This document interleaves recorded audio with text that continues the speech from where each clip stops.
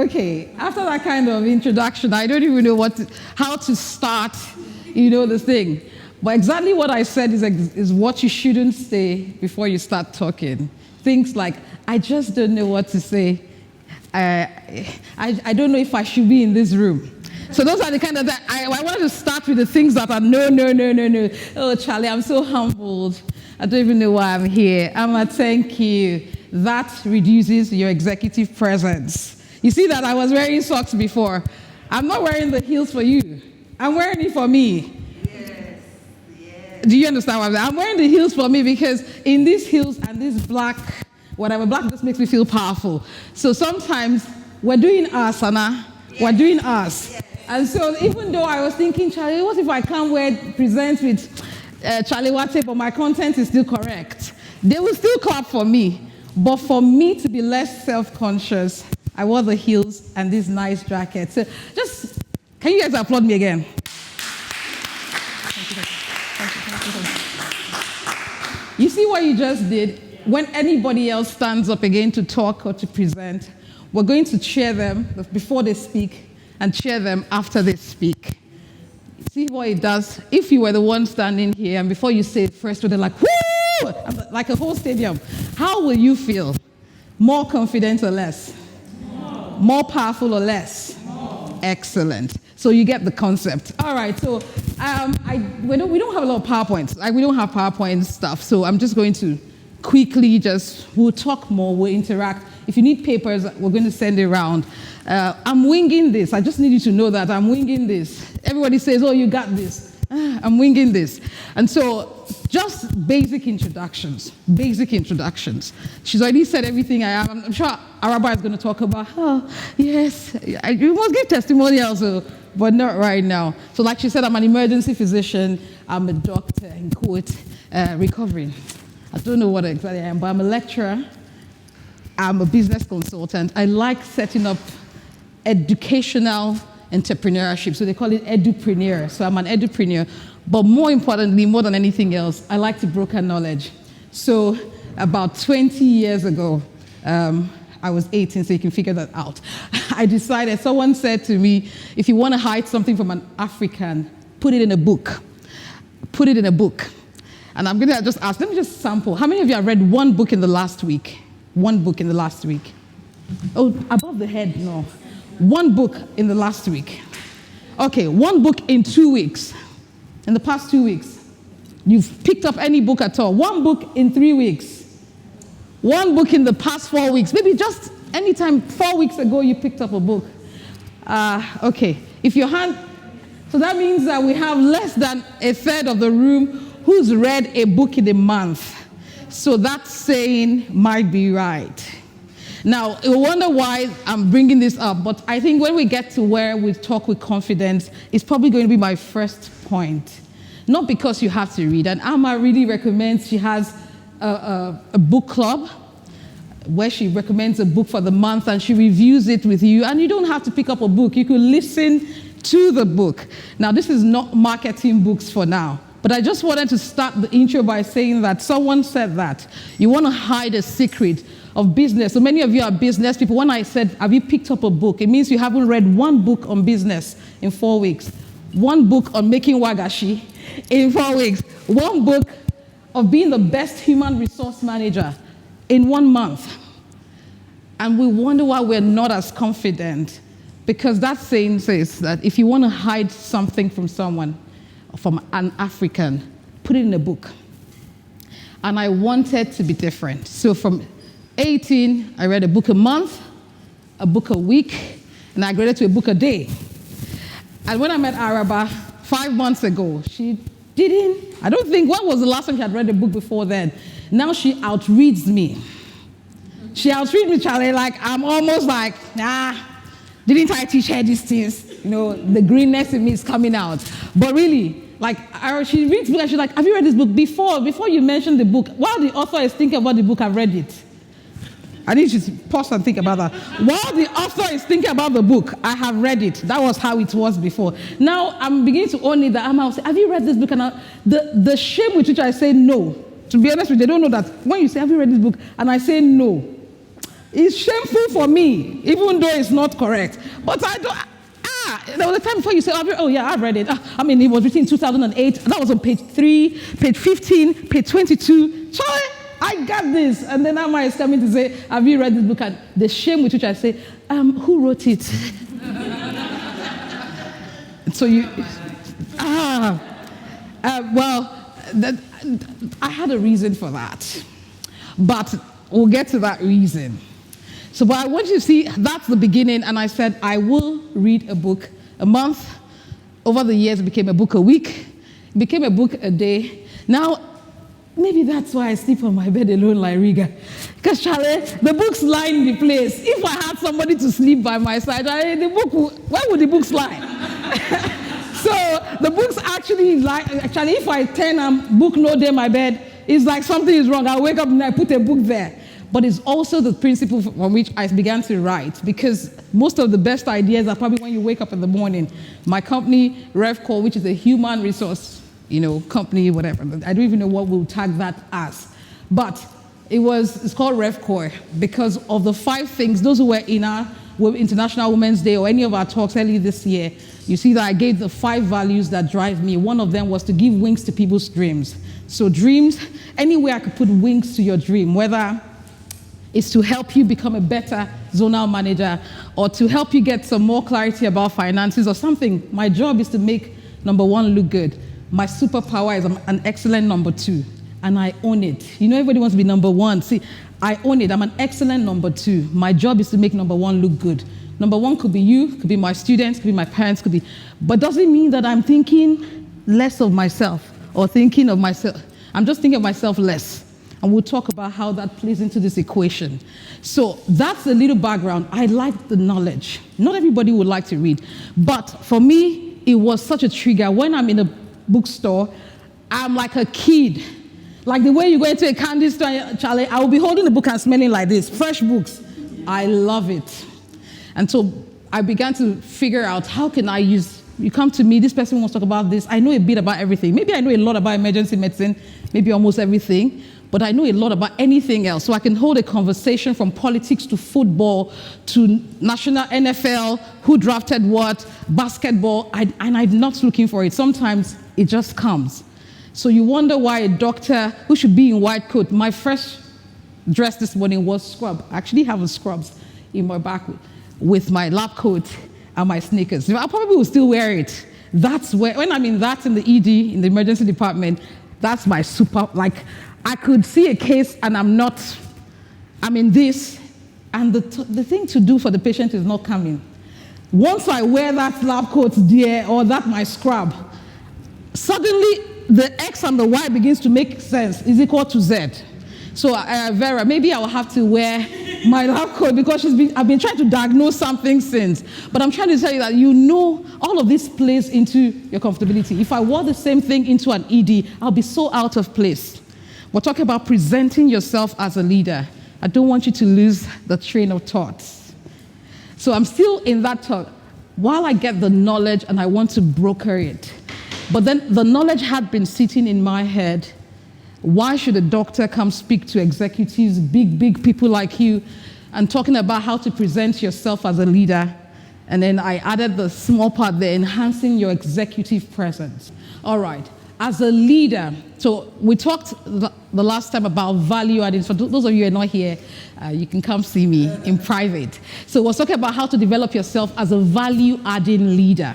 And I came up with this equation. I said value-adding leadership is equal to emotional quotient, how emotionally intelligent are you, plus your visibility. Because you might be a good leader, nobody knows you. You're doing excellent jobs, and you're in some corner B, and most of us have been there. Some of us are still in that corner. Nobody really knows us. And that's why some of us are borrowing platforms and speaking and showing ourselves. We're all saying we're doing us. We are here. Because somehow we feel hidden, we feel unheard. We show that nobody knows I exist. Now, while this has a lot of components, visibility quotient has a lot of components. However, today we're talking about in your workplace. So now I'm talking more workplace. My passion is actually to make you better at what you do, whether you're in corporate, you're in public sector, or you own your own business. all of us do need some kind of visibility and some kind of leadership. In your own ways, I want you to think about this while I come to VQ. In your own ways, in what ways do you lead others? I'll just be giving questions quickly because the time is. In what ways do you lead others? Just one, whether mom, whatever. Just think about in what ways do you lead others? Your siblings, yourself. Lead others. Just one or two. These questions, we'll probably send them to you much later. And then in what ways, or which of these roles you've thought about, do you need to communicate something? So which of these roles require you communicating in any form? So if you have 5 roles, maybe only one requires you communicating, the rest is okay with you being quiet. So while you're writing those roles and ticking off which ones require you to communicate, I want you to think about in what ways do I communicate in those roles? This is not communication, but I just want to see. In what ways are you a leader? What roles do you play? Number 2, which of those roles require you to communicate in any form? And number 3 is, what ways do you communicate? So I'll give an example. I'm speaking. So one of my roles require that I speak. I'm a lecturer. So when I stand in front of my students, I should speak. If you're an author, your ways of communicating is by writing. So I'm giving you an example. So which of these roles require? I'm not going to ask us yet. But how many of us have speaking in all the roles? Okay, in one of the roles, requires you to speak. You have them in all of them. So hands, please, this one is classroom. We're back to that classroom again. I'm a teacher, remember, don't forget. All right, so above your head, if any of those roles you play every day in any leadership form to your mom, as a sister, as zonal manager, requires speaking, hands above your head. I want you to look around the room. Everybody, even Millie out there. Okay, thank you. Hands down. And so these parts, while we can talk about all other kinds of communication, somebody's going to take that. I will be talking about speaking. How many of you are comfortable doing what I'm doing? Standing in front of people for like 2 hours and talking? Or even 10 minutes. Comfortable speaking. Excellent. About half of the room. How many of you are really good at it? Really good, like really, if you say, okay, on a scale of 1 to 10, I'm like a 9, 8, 7 is okay. Excellent. Excellent. Thank you. Okay, so all of these is I want to just keep looking at the room more because in case I break you into groups, the people will be your group leaders. You think I'm just asking questions like that? Okay, all right, good. All right, so now back to this equation. So today is VQ. Visibility is a cumulative effect of publicity. Your visibility is this one there is classroom. Your visibility quotient your visibility is a cumulative effect of publicity. How many places are you public? How many roles? Where do people know you? And somehow it's tied to some people's money. So if less people know you, then less money. And I'm a hey, I've said it again. they want me to say and I'm a boy, and I fail it. All right. So visibility is a cumulative effect of publicity. And that's why we're talking about like visibility. So for those who were there, I talked about the 12 things. And we're not going to talk about those 12 things. Of 12 things that you can do in your workplace, in your office, at your businesses to be visible, 3 of the 12 things I gave had to do with speaking. Number 1, you have to be seen. Like you have to show up, network, do what we're doing here. You have to be seen. Number 2, you have to speak up. So when you find yourself in a meeting, anywhere, you have to speak up. Like otherwise, even if you're a leader, what they've said. Ara, do you have anything? Sorry, I'm going to use Araba a lot. Araba, do you have anything to say? I think you said it all. It's a no-no. It makes you look weak. It makes you look incompetent. It makes you look like you don't deserve to be at the table. So number I'm going to talk 3 components of the 12 things that make you visible have to do with you talking. Be seen, be heard. And one of the ways you can be heard is to say that I own a place at this table. We're talking about confidence. I deserve to be at this table. I deserve to be here. Nobody paid $2,500 or $4,000 for you to be here. So you paid it. And you deserve to be here. Even if it was paid on your behalf, is your name on the form? I'm just saying. All right. So you deserve to be here, and that's 2. So you must speak like you deserve to be at the table. And number 3 that I have here is that you must be ready to tell your story. Every single time, if I caught you and, what do you do? Blah, blah, blah, blah, blah. You must be ready to tell your story. So 3 ways of many ways that we could be visible. 3 of them have to do with us talking. I don't like to talk. Then we have to remove the L out of this leadership. I would not spend time talking about, task orientation and people orientation and blah, blah. But we'll just go on so that we can. I just want to lay a foundation that being a value-added leader has to do with you speaking and having an executive presence. Now, the things that we'll talk about, maybe, can you just pass some? Just maybe people will pick 2 and go around. And we'll see if we can stick it up the thing there. So, when we say presenting yourself as a leader, 2 things come to mind. First is presenting yourself. That's what so you're presenting yourself like I showed up. I was at the back there, I was wearing their t-shirt like all of you with socks. And then it's time for me to come stand here. Like I said, this is for me. And I just wanted to say, presenting yourself. So it's first me presenting myself. And then number 2 is presenting your stuff. So I'll be using some words.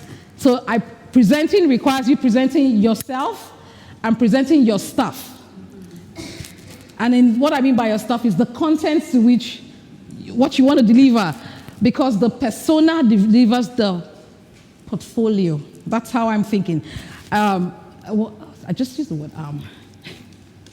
Abigail teaches us. That's what she does. She talks about what you look like. I'm not going to spend a lot of time talking about what you, but you all know that when you wear flat shoe and when you wear high heel, there's a difference. If you don't wear high heel, sorry, yeah. But you see, if your own high heel too is Alma's high heel, or Vera's high heel, whatever makes you feel powerful. But there is that physical presentation, and you can meet and you can see Abigail, the Abby one. Last time she taught about how to dress for success. Everything. She went from top, what skirt to wear, what shoe. You could see her to coach you on that. I still need that. Plenty. Don't be deceived by the heels. I still got some tomboy moves. Okay, back to the point. All right. So here we are saying there is the presenting yourself part.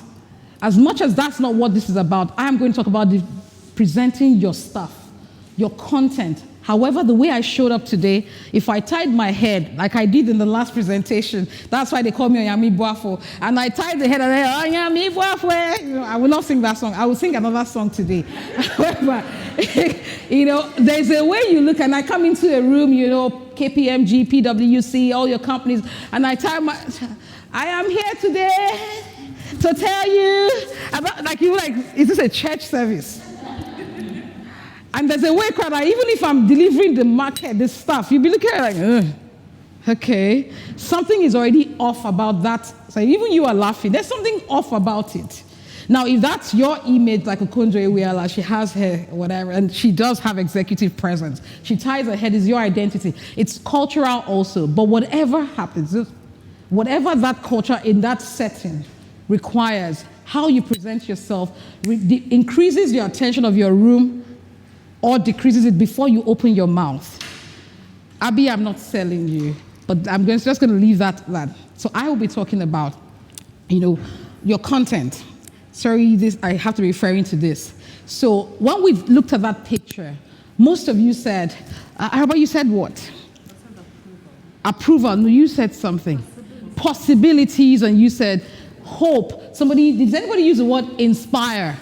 Like something to, when you see this, when I think, you said impact. And then there was confidence and power. whether it's him or the next picture, but this picture is the definition of executive presence. Every time this man shows up, whether he's wearing running suits, jogging suits, or he's in this, or he's just playing with his girls, even if it's just a picture of him at the airport, it will be like, Charlie, the guy calm. The guy show, like, no matter what side of the political divide you are, when you see this man in any state, he comes with it. Number one, that's executive presence. It's not something they're not born with it. It's a trait you can learn. So for those who are saying, child, this is not me, I think you're not talking about me, well, this is not me standing here. Probably in my family, they're going to tell you that this is the most quiet, she doesn't even talk. For a long time, they thought I was dumb. So they were always checking my ear and all of those things. Teaching myself to speak was an art. I told you yesterday I have social anxiety. That I see new faces I don't know before. I'm sweaty, my palms, like I have social anxiety. Or let me say, I'm getting over social anxiety. What I'm doing right now, mentioning it, is one of the things the skills I'm going to give you when you want to speak, is to name the emotion you're feeling. We're not yet there, but I'm preempting myself. Naming the emotion you're feeling puts a distance between you and that emotion. It's been studied. So I like to give facts. Alma likes let's do this and these activities. Mine is just facts, so forgive me. We'll get to the activity part. But once you're informed, when you know, you do better. When you have that mindset that I can name that I am upset right now, what it does is it puts a distance between the upset and you. Because now it's like you're looking out of the room. I'm saying, that's Mr. Upset. I was him a few minutes ago when it was in my body. But immediately I named the emotions, I put some gap between us. And so when you are anxious, you want to speak, you are going into a negotiation, you want to, some big powerful people in suits are in the room, and you're about to say, Charlie, it's just a little me. Let me borrow Rama's word. Out there you. And so one of the things you say to yourself is that I am anxious right now. I think I'm anxious. It's because and you begin to give words to that feeling. It puts a distance between you and them. But what executive presence really does is the ability to inspire confidence. Imagine if you're coming to sell me your product, and then you come with your head down, and you're not you know the product, you made it, clean team. I like to use, because the way you guys brag about your company, I don't really know what you do, but I already have the name in my head, and you want to come sell clean team to us, and then you come like you're apologetic about the product, and you want me to buy it. I'm like, they're not even sure if the thing will break down tomorrow. Why should I buy? And that's why this is important. So you want to trade, I love the way Millie was talking yesterday. Millie was giving us, all of us were in her story. Like we lived the story with her. And she inspired everybody. If you were not inspired yesterday, I don't know whether you were in the same room with us. And every time Millie doesn't like being on the center stage. So at least I know that. But she was able to carry a whole room along yesterday till you could see yourself in that story. Now that is the ability to inspire confidence. And all of you began to think, what part of Millie am I? What part of this story that Class P told us is mine? And the ability to be able to inspire people in a room like this and say, hey, I'm taking this out of this. But if they came into the room apologetic, or you see, I like when Millie said me. You gave her tissue, she said me. You don't know. As much as vulnerability is important, but imagine you're going to negotiate in a room with, men in black, and you're like, Charlie, I'm just a woman, the only woman on the team. And then you walk in there and you're apologetic, and Charlie, even if you're the most intelligent person, we ask ourselves, why are women not in leadership? Of course, there are systemic issues. Of course, there are systemic things and the cultural beliefs and all of that. But we shouldn't add to that equation. Yeah. And one of that ways is to begin to say, how can I enhance by the way I present my stuff, the way I present myself, and the way I present my stuff. And your ability to inspire change, inspire somebody else, is simply that man, executive presence. Who do I inspire? My subordinates, my peers, my all this. You just think about anybody. That's why I said, whether it's your children. Some people say, oh, my children. If your children are the only ones you lead, your stay-at-home mom, that's lots of leadership. Charlie, 4 children chasing you. And then the way she said, each of them wants mommy in a different way. Marianne was like, no, this one wants me time. And you're leading, and the ability to be able to tell that this needs A right now, this needs B right now, it's a law. Even if you lead yourself, it's still an important skill to have. Okay. Now, I had that picture, so let's go to this second equation. Please, is it clear like what executive presence is? The way, if you don't remember, just look at that picture again. Or just look at me in my heels. Okay, guys, I need reactions. I like reactions, please. I said, look at me in my heels. I'm not hearing from this side of the room. Say it again. Thank you. But I see some of you are getting extreme. If you are not going to be following me, I will make you all stand up, because that's what you will stand up and give me fans by force. Aja, you're not giving me fans from that end, though. Thank you.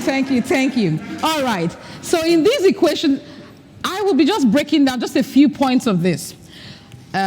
Everybody who knows me knows I like equations. So using the first one, this, I must say, is not really an original.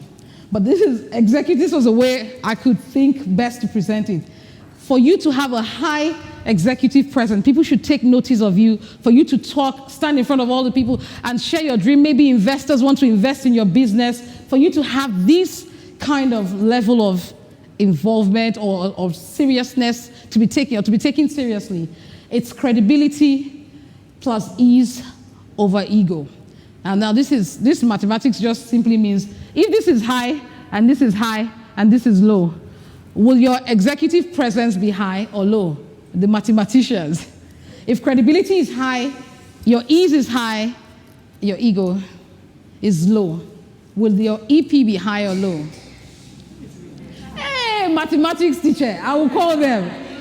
Hey, it will be high. So if this was 2 plus 2 plus 1 over 1. Now if this 2 plus 2 and the ego is 4. So the higher the ego, the less your executive presence. And that's all I was just trying to say about this. But then our job is to make sure that what goes into credibility and ease. And just simply, I think I'll send these things to you so that we'll just go straight into practicing it. I wanted to lay this foundation because you're like, yeah, we just may talk about presenting, and you are going to present. Each of you is going to present, whether you take 2 minutes or 4 minutes or whatever, you're going to write something and you present something to us 1 minute, 2 minutes, something you want us to know. I'm going to give us different things to work with. But just running through this, I think for time's sake, I would not break all of these components into it. But number one thing is that to present yourself as a leader and to be better and to be perceived as being better is to have credibility. Number one, if you trust your credibility, everybody else will trust you. But half the time, maybe when we are walking into a room, what we're really, really worried about is us. It's not about what the room is even thinking. It's, Charlie, what are they thinking about me? But one way to start first is how credible is the point I'm going to say. If I stand here talking about executive presence and knowledge and presentation, but this is how I talk. So I'm not really sure what this presentation is about. I've read in the book that you can present in this way. But I read 3 books on it. I know it. In fact, chapter 20 says X, Y, Z. You see how you are sleeping? Catherine is sleeping. But if the way my voice is because I know my stuff. And so credibility is the number one thing. Well, most of the time you want to inspire somebody, know what you're talking about. So I come to your company and you know the statistics. An investor comes to you and you're like, oh, Charlie, I want to know what your books are. Oh, we do X, Y, Z, Z, Z. I think last month we did 200,000 CDs. This month we're projecting 400,000. Not, Charlie, let me ask the accountant. And then you are presenting and pitching to these people, and they're asking you questions, and you don't have the credibility to stand before them. Of course, they will tear you down, and what will happen is that you will say, public speaking is not for me. I wasn't meant to present, and you would not do it again. Number one thing is, how credible are you? And the components, the foundational things in the credibility that helps your confidence when you are presenting. Number one thing is I'll just give you some basic things. I have them right, so you can just write them. Is your expertise, your preparedness, and your integrity.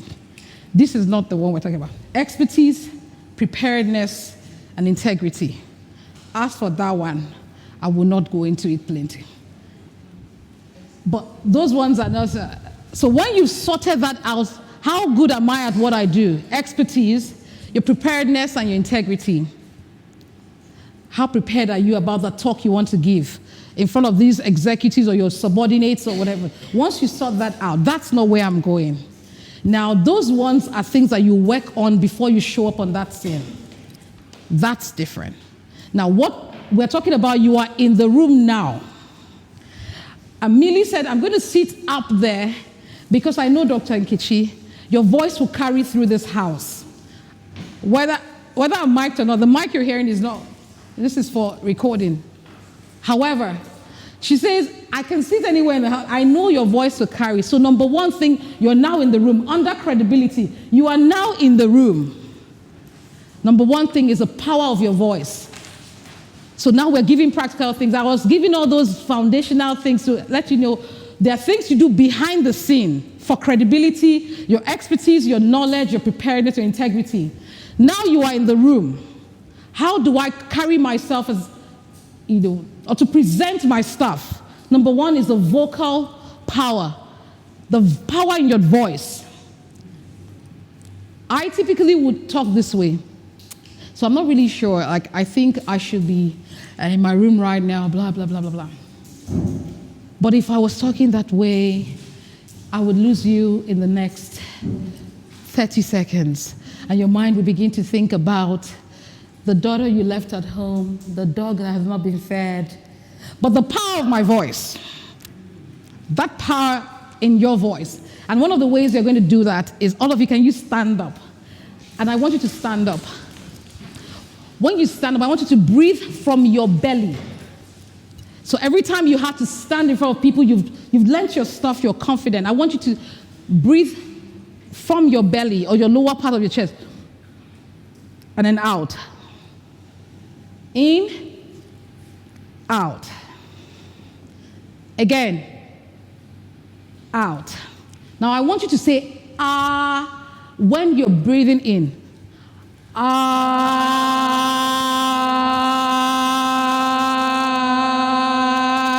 Stop. I want you to say ah without breathing in, just the way you are standing, just ah, ah. So I'll keep saying it. Ah. Let's breathe in. Let's breathe in now. Ah. Have you seen?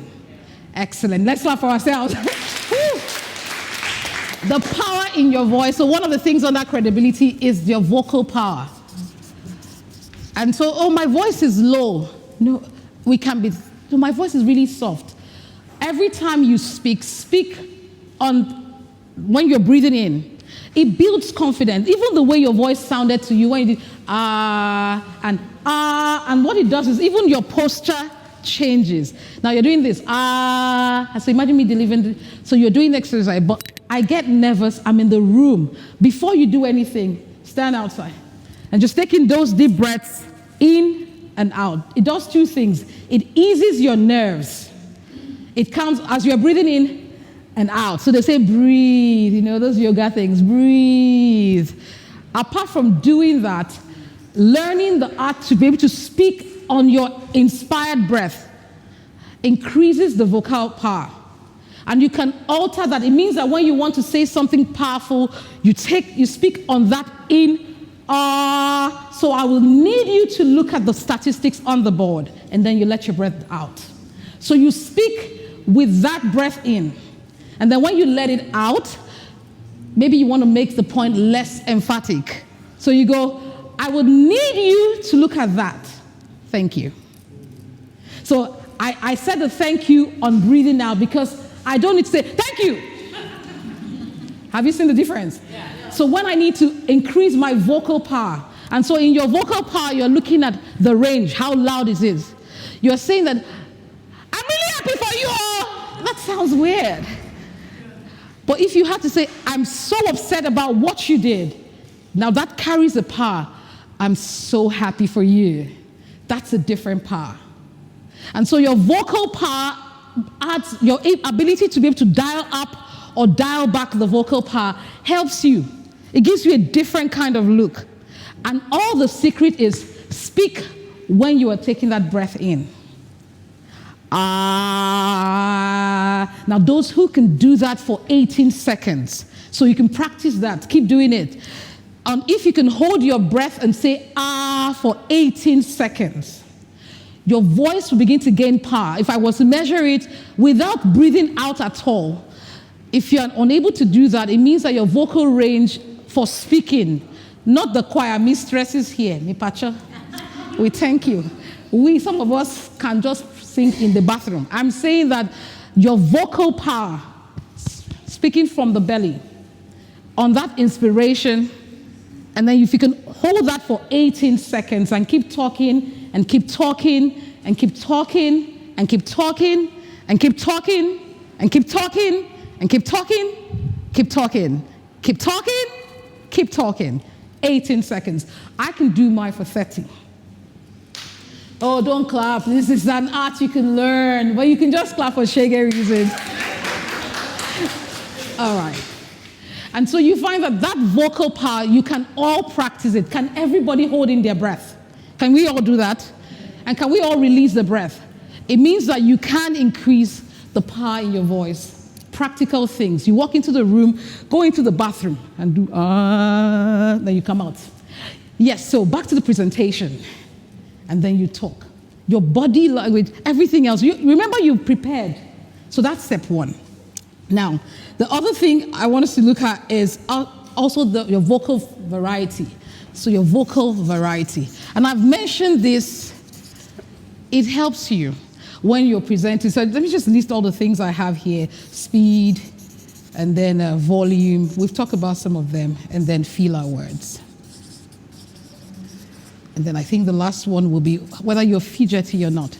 If this is all we can do today, I'll be happy. Of course, I wish we could talk about the ease and all of that, but the time, I'm conscious of the time. Now, under your credibility, so all of these are still under credibility. So the foundational things are what? Can you resound again? The foundational things that you do in the secret place is what? Expertise, preparedness, integrity. So those ones are not outside. Now this is what you have. So we talk about vocal power, like how powerful. So now your pitch, how musical is it? Can you carry, and I'm going to be mixing them up because your vocal variety and your volume and all of that. So the volume is what I just worked on. It gives it so much power. You can dial it up and dial it down. Dial it up and dial it down just by breath control. It's the same thing with your pitch. Now, if somebody was talking, like if you heard someone saying, so, you see, I don't really like what you did, and every time you do that, I don't like it. How is it great? Is it not irritating your ears? And it makes you feel like, Charlie, if I think about it, like if I'm ranting on and on, I'm like, my voice is getting very pitchy, then it's like, nobody's taking me serious. It's like, oh God, nag. And somehow it's associated with our agenda. That when we speak with a high-pitched voice, we're nags. Unfortunately, we're still going to change those narratives about us. But while we are there, we can't control this thing. So I speak with more confidence. I can still be soft. I can still be the woman. I don't have to always form like I'm Rambo. But while I'm doing that, with these techniques, how can I breathe in and breathe out, increase my tone, and let it reflect what you're saying? So that's what we talk about, the vocal variety. Like when you're saying something sad, and he died, I really was sad. But I know the company has to keep going on. I know the CEO just died, and that's really sad. But the company has to go because his vision still has to live on. The best way to honor the dead is to leave. We do send condolences to the family. How did you feel about that? So when I wanted to be sad, I pulled you in. That was sad. But then I was like, hey, I need to get the company going. We know the CEO just died, but hey, this company must go on. Have you seen just dialing it down and making it appropriate? Why sometimes they don't take us seriously and we don't look like the leaders that we are is because when we are nervous, we are laughing. Someone is breaking bad news to a patient in the hospital. They are nervous, and we understand that. So they giggle. It's an inappropriate way to speak in that. And it doesn't make the doctor, the nurse, or whoever look competent. I just lost a family member. And you giggled. And you giggled. And you giggled. Okay. I just drew you into the emotion of that family member. And I wanted to be angry. And that's how sometimes, I don't know how many of you have been in the courtroom and the lawyers are playing this thing and they look at the jury. And Charlie, we are rehearsing this thing, Sam. All of us know. I'm not going to be deceiving us. Then they come to their jury. And then they pull you into the hospital room. And the doctor, he laughed. After killing my daughter. Then they are giving you all of this thing. Master, it is rehearsal. And we are going to rehearse that today. And then you wonder why the jury, hey, the case is clear cut. No, this one there, 6.2 million. Huh? Against 37. Sorry, I didn't say. I mean 42 military hospitals. I didn't say 37. But somehow, all of these things play. You're making a defense. You're trying to get a pitch. You're trying to get an investor. You're trying to present numbers in your company. Why we need to hire 3 more people, 5 more people. All of these times you're presenting statistics and the numbers are boring. 300. You bring in some of these things. When the numbers are good, so some of you, I only present numbers to my bosses. When the numbers are good, you speak on the in. We made profits of 300,000 cities. And then you know that you didn't do well in the second quarter. Master, that is when the voice drops. And you say, we know we could have done better in the second quarter. It's 200,000. It's just a little bit. I mean, that's a significant number. However, we promised in the next quarter, hey, Charlie, you see where the one you want to dial down, you can dial that down. And the guy is just more enamored at the pitch. Like, oh my God, okay, at least she does know that the number is not too good. But there's hope. And so your voice must have that variety. The speed. I want you to see, I speak really fast. I speak really fast. But are you able to follow what I'm saying? Because I dial back. That's one of the things that I'm still working on. The speed, that's how I grew up. I speak really fast. But then the ability to use speed to your advantage and then when to slow it down. All of that is an art. We can't cover all of these things, but they help. If you're conscious of this thing, every time you have to present and stand as a woman leader somewhere, this is what you remember. I'm not very comfortable, but I do have the credibility. I've done the work. I have the expertise. I have prepared. And that's where preparation comes in. No vocal variety can come when the numbers are not coming. You didn't learn the thing. You don't know your subordinate did the work. Then it's time to present it. Oh, our guys come. Yes, I'm here. You don't even know what's on slide 3. You don't even know what's on slide 15. And so that, no matter the number of things you do, vocal power up, down, the credibility is low. Okay. I'll end with 2 things. The filler words.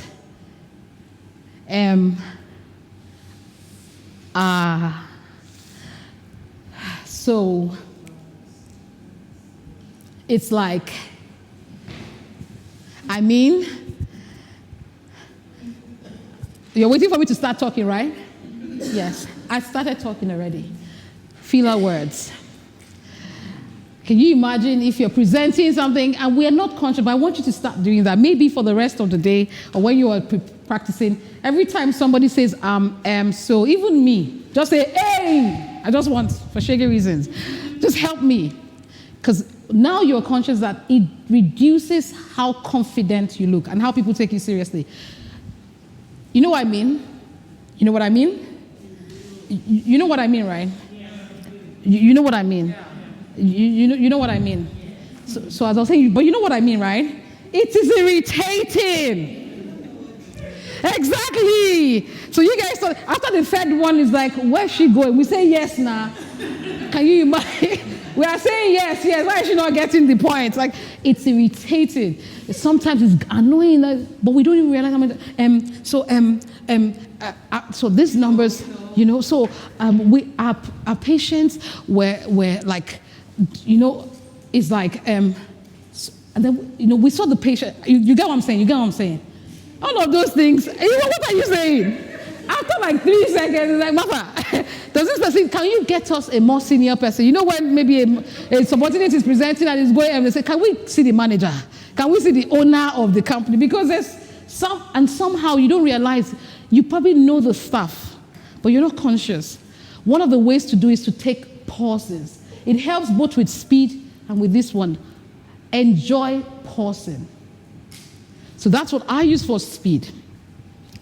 But because my vocal power is loud and no matter how fast I speak, you can hear me. But before I say the next M, I catch my breath. I pause. So the Women Leaders Retreat is bringing all of you in and just wanted us to learn how to speak, how to be confident. Because the two greatest fears of all human beings from statistics is death and public speaking. But as we go on and on and on and on and on and on and on about all our everydays, we wonder whether we're really making that impact. So Amma brings us into this room and she wants us to learn all of these things. And Charlie, we had just talked about how to be self-leadership, and now we're talking about all these plenty talking. I was about to say M. But you see, to you think it's so poetic. Oh my God, high and low. Enjoy the pause. P-A-U-S-E. P-A-U-S-E. To reduce, these filler words reduce your confidence. If you find yourself in the middle of one sentence with 20 words saying it's like so, or you take double clicks. So you don't even say the words. You just, it's called double clicks. It actually reduces your confidence. Can you guys agree with me on this one? Yes. I know, you guys it looks like, is it the lights? Because you're more active than this, or I'm boring. No. Oh, thank you. All right, okay, so you do understand those filler words. And then the other thing that I have been doing really badly since I got here, I'm the first to assess my own speaking, is that what are you in more relationship with than the people sitting in front of you? What have I been in more relationship with? You or my phone? Hey, you say your assessment is bad, but it's okay. I take it like feedback. Feedback is a breakfast of champions. I take it. But the point I was trying to make is I wanted you to notice there's a reason why I have these things on PowerPoint. But to make the point I was about to make, I started and I planned it from the beginning. I was going to be doing this on my phone. The very thing I'm looking at here is there. The very thing that I'm looking at is here. If I never use this, I remember everything. But I wanted to make this point that anything you're in relationship with, more than the audience you're speaking to, it could be your device, it could be your hands, it could be you doing and your hands in the pocket. And sometimes it's to help us. So you're doing this. Can you imagine if we now add all of this together? I mean in the negative way. Vocal power is low. My voice is monotone. So I'm not really sure. I think my boss had spoken before me, and she has said everything that I need to say. But what I want to just add, and you see, so.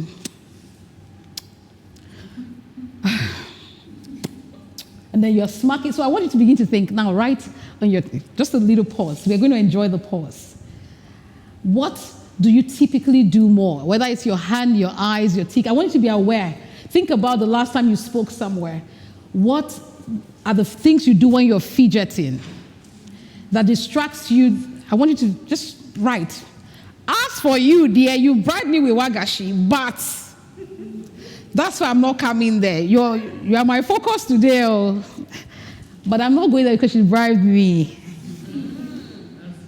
Yeah, I always confess. She promised me plenty of wagashi when I go to Cape Coast. All right, but I want you to write. Write.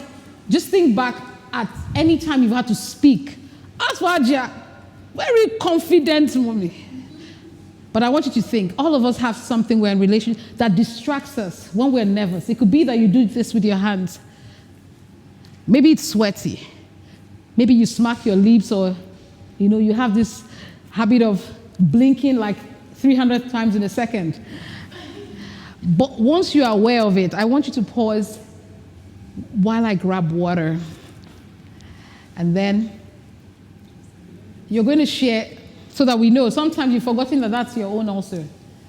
Or let's do a different thing. Let's pair up and tell each other, what are some of these things that you think I could work on? So while you're answering this one, what are you fidgety about? Just discuss amongst yourselves, looking at all of these things. How powerful is your voice? How will you rate yourself? Now that you know, maybe you were doing really okay, but now you're like, particularly those who said, I'm really good at public speaking. What's your vocal range, speed, pitch, filler words? Do you get fidgety? Why do you get fidgety? Maybe that's where we'll go back to credibility basis again. Maybe I wasn't confident. I hadn't done my preparation. Or maybe I was lying.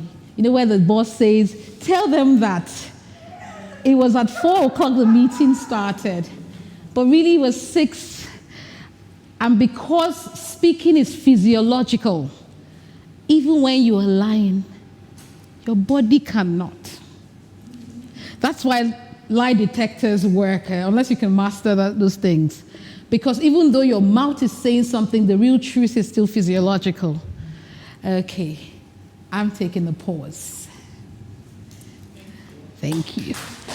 Oh, we're not done. It's a pause, not a stop. So please turn to the person next to you and discuss about credibility in speaking. Because you're going to stand, part of what we teach when we're teaching people how to speak is also how to use teleprompters. Because you are reading the news. You think your brain is all doing the thing is there. But you're thinking about the dog that has not been let out to eat. And your daughter's school time, the last phone call on your phone was, I just said 2 minutes ago. And Millie is wondering what's happening at the construction site. And even with words scrolling in front of her, her eyes are picking it. But somewhere on the 4th line, the construction site, have you seen? Because, have you seen? So I deliberately, that's exactly how it starts. And that's why they teach you to speed read. Because when it's like if I was talking, so we are here, and probably the next activity is going to start. Have you seen how you're feeling? Have you seen how you're feeling? That's how your brain sleeps when you read slowly. Your brain it's like master. The thing is designed to run at millions of words a second, and you're telling it one word per second. Your brain sleeps, so it begins to think about construction site. That man that was going to take me on a date after the event. And then I was reading the teleprompter. So you see what I'm trying to say? Even though I do understand that yes, when you're reading, using filler words is actually less than when you're thinking. I should start looking at him when he's not doing fellow Ghanaians. It's true. So people now, when you hear anybody, they start counting. 1, 2, 3, so. All right. But because also, not just for the speaker, but for you who were hearing it, because you are now conscious, you could now pick it. Yeah. And that's one thing we've achieved for the day. Yes. Yes, ma'am. What about dragging the word? Is it still a filler word like your, then you continue? So how about saying your mom? Have you seen that? Like, instead of saying it's a filler word. Because they're not just fillers, you can also have double clicks, where you even hesitate longer. So if there's meant to be 10 milliseconds between two words, and you quickly, without pausing, you double click, it's actually also a filler thing. But we're not talking about, we're just talking about M's, and just for us to be conscious, it builds our confidence. But now what I don't want you to do is to go around now, you want to speak, and then if you say, oh Lord, my executive presence has just dropped. My presence has just dropped because I said M. Yes. As soon as you thought that, when we were doing this thing, I was so conscious that I was counting my word. And this is a very real thing. It's a very real thing. So that's why I need to bring it up while we are talking about it, because these are pits and pearls. So pitfalls and pearls. We've talked about the pearls and all the good things we can do. These are some things. The reason why Araba lost the power in her voice was because she was not matching and she was now in her head. And forgot about the breath, and then began to have the talk in your head. So one of the ways to improve is, now the fidgety guys, I realized that we've talked about, Anna, is that one fidgeting thing you saw? Did you see anything? What did she do? She was doing this. She was clasping, unclasping, clasping, unclasping, doing this and doing that. Now, what we can do with that is to use your body. I am a gesticulator for Africa. If you tie my hand like this, I will not, fellow Ghanaians, I'll be like this. So what do we do? So this is part of using our body. So now let's move on to, I'll explain that under ease. Who has my pen? Under ease. So the first thing under ease, I would say, and probably remember the foundational things that they don't see.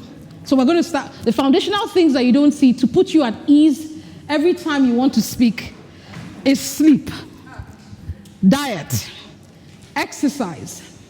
Those ones are the things you don't see. So we have moved today. Amma deliberately moved us because she knew she was the first speaker.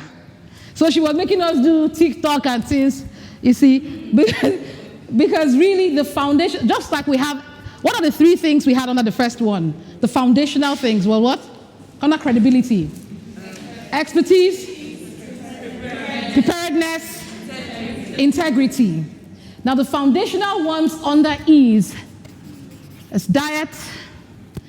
What you eat is who you are.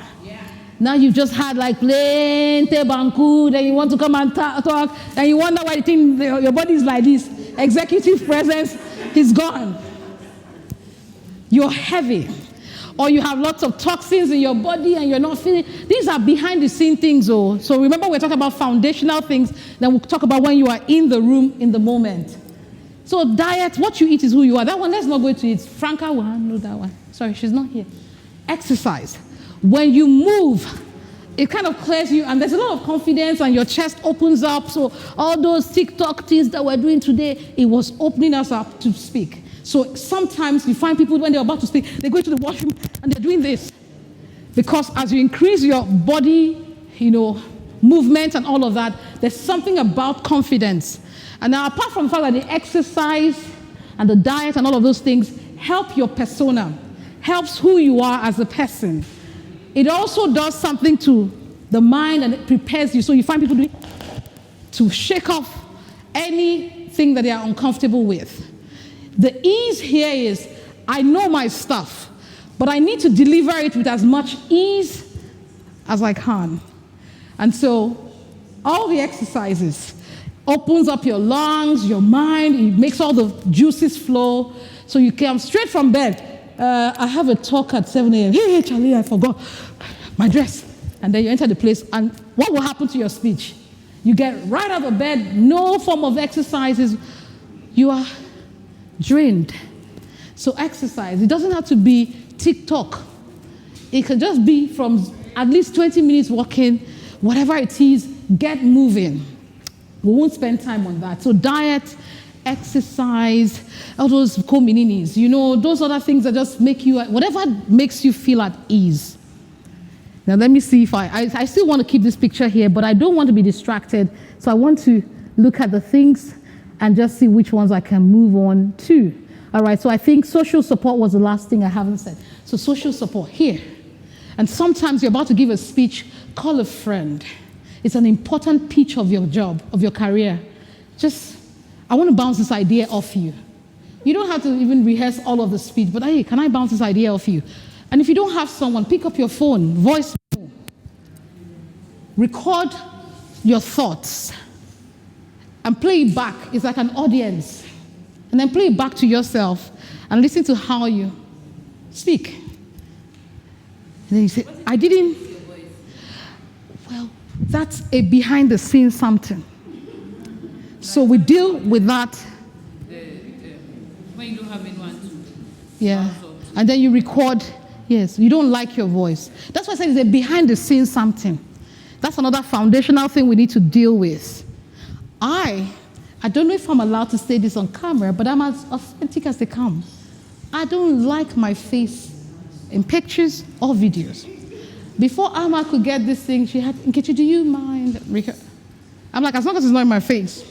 Like, everybody knows that I don't like to watch myself again.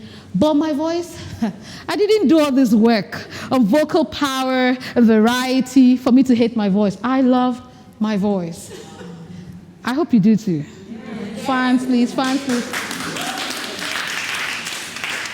But I'm still getting there with the face and the videos and all of that. But that's a behind the scene. Now, the first, I will talk about the monologue. So before you, in ease, after all these social supports and diet, that's behind the scene foundational things. The one thing that you can do is to first have that internal monologue Araba had with herself. There must be something she saw about me that made her call me to stand here. Remember, credibility, it goes back to that again. So you have that conversation and say, hey, they asked me to come speak on this stage. And I might not like my voice, but they do. And you make it about your audience. You make it about the people that you're speaking to. It's not you. The first thing you do is turn the mirror and say, why was I asked to speak? 20 people in the company, and I was chosen. Place that value on yourself. Confidence. So before you climb on that stage and your hands are sweaty and you're doing all of the things that we're talking about, taking the deep breaths and enjoying your pause, you're telling yourself, having the internal monologue with yourself saying, they chose me. 400 people in this company, and I'm the one. I own the company. The idea could have been given to 8 billion people on the planet, but Fabulous Women idea was given to me. How dare me? Let me borrow Amaz's word. How dare you think that you don't deserve? And so those internal monologues, so that's part of one of the things you do to put yourself at ease. Stand in the corner, go to the bathroom, pour water on your hands, put it on your face, whatever it is, but have the internal monologue and shift the focus to, I deserve this. and I would deliver. It doesn't matter what happens. They chose me. Place that value on yourself.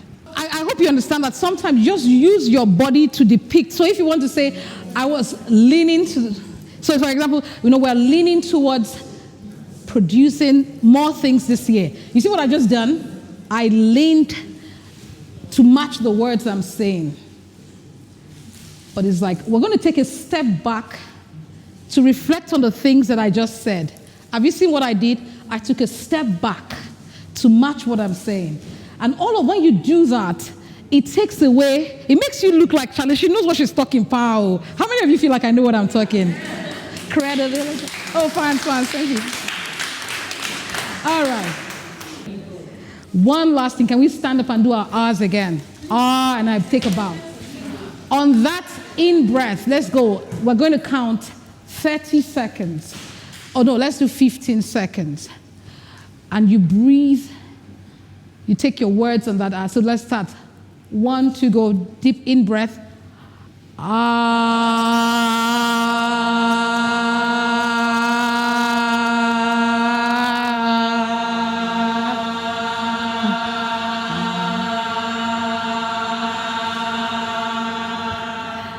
Thank you very much.